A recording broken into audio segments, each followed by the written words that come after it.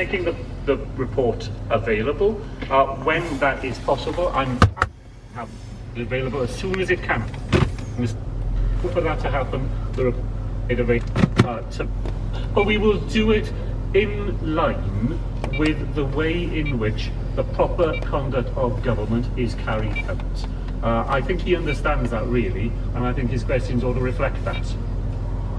First minute, people are getting restless with this waiting game. You should have delivered a solution for the commuters and communities around the M4 a long time ago. For you to dig in your heels and offer further reassurance, telling us how long the people of Wales will now have to wait before they see this project become a reality. Now, you've touched on the forthcoming by-election, but let me remind you, First Minister, we were told in this chamber at the end of last year that a decision was going to be made by the previous First Minister, but we are still waiting. So therefore, First Minister, confirm whether this chamber is still going an opportunity to on this project, given that we were promised a vote on this project before Christmas of last year. How are the commitments that were given as far as we voted in this chamber is concerned? Have we not? Okay. It is. We have a decision.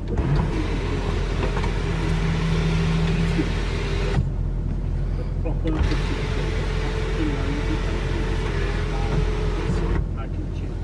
I think that again, when he reads out these notes about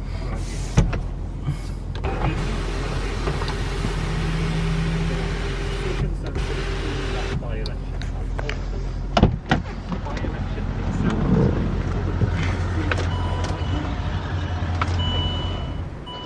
And I'm afraid, impatient as he becomes, the fact that he is bound by the rule book just as much as I am.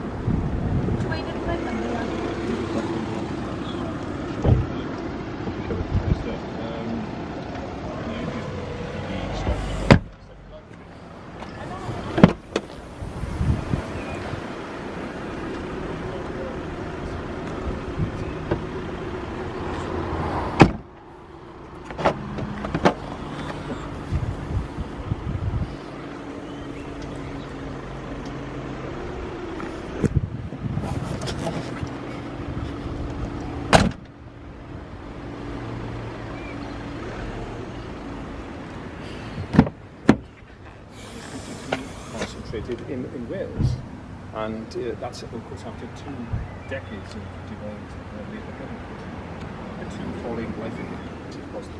But it is true, is it not? It's falling in Wales faster than ever as an increase living.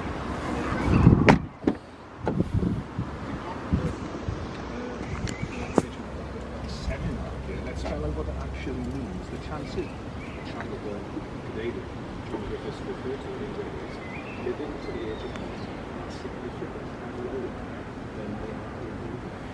Will you accept that this is